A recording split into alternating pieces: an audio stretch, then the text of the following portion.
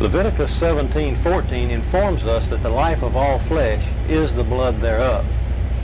Once again, scientists are finding out that the truths of Scripture are far more literal than they ever imagined. Tiny particles have been discovered in blood that are seemingly indestructible. These tiny particles are less than 1/10 of a micron in size, and while they cannot be seen using standard medical microscopes, new methods of microscopy have been developed, which makes it possible to see them in their living state. The French scientist Gaston Naessens designed special microscope components that would allow him to see these particles, which he entitled somatids, meaning the body that creates. Through experimentation, Professor Naessens found that these somatids contain genetic material yet to be fully understood by the scientific community. They are polymorphic in nature, growing from stage to stage, and are unaffected by high temperatures, extremely toxic chemicals, or even nuclear radiation. Professor Naessens believes these somatids to be subcellular living and reproducing entities, the precursor of DNA, and that they may be the building blocks of life.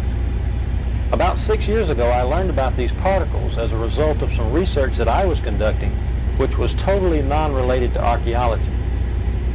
At that time, I was using a standard medical microscope, and while I could not see these particles, I knew they had to be there. I began to develop my own microscope patterned after the design of Professor Naessens. What you see behind me is that microscope in its latest stage of development. The microscope employs an extremely bright xenon or mercury light source, which can be combined with tungsten light. The light is directed across the microscopic specimen rather than on or through it in what is known as a dark field configuration. The light reflecting off the object is transmitted through the microscope and is magnified over 1,000 times. The image is then captured by a sensitive CCD camera and transmitted to a monitor for viewing at screen magnifications of up to 30,000x. Under these conditions, the tiny living particles can plainly be seen against a dark background. In 1996, my family and I made a trip to Nashville to visit the Wyatts. I brought along the microscope, which at that time was somewhat portable in its early stage of development, and set it up in the basement of the Wyatt's house. One evening, Mary Nell Wyatt asked me to take a look at some material from a burial cave to see if these tiny particles were present. Without my knowledge, one of the samples was actually the blood sample that Ron had taken from the Ark of the Covenant dig. The sample was placed under the microscope, and as the specimen began to come into focus, thousands of tiny particles, somatids if you will, became plainly visible. At that time, Mary Nell, who was standing behind me, began to weep. As I turned around and saw the expression on her face, I realized immediately that the sample we were looking at was actually the sample that Ron had found to be the blood of Christ. Okay, Mary Nell's going to take the sample and mix it with sterile water.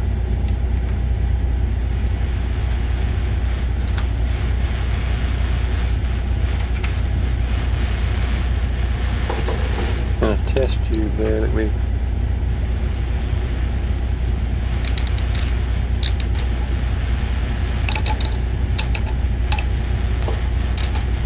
that'll be enough.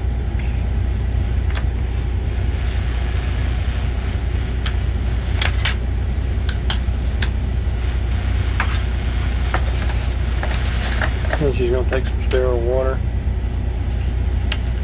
and a little bit, just a drop's all we need right now.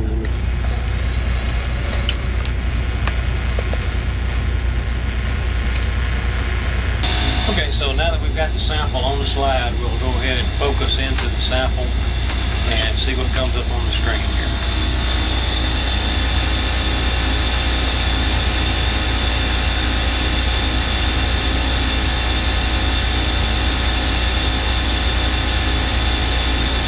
And there they are, thousands of living particles, less than 1/4 of a micron in size.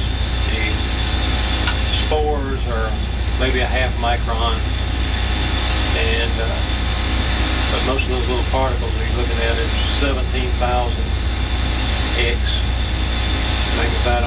17,000 times. You know, in the Bible it tells us that the life is in the blood, and there's little living particles that most people are unaware that are there.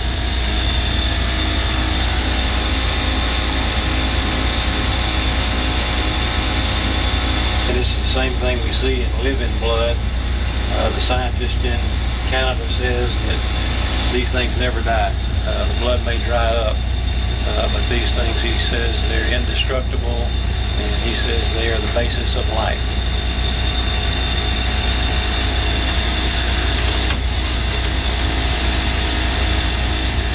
The results we obtained in no way can be said to be proof that the specimen was the blood of Christ, but based on the location from which the specimen came, we believe it was what Ron believed it was.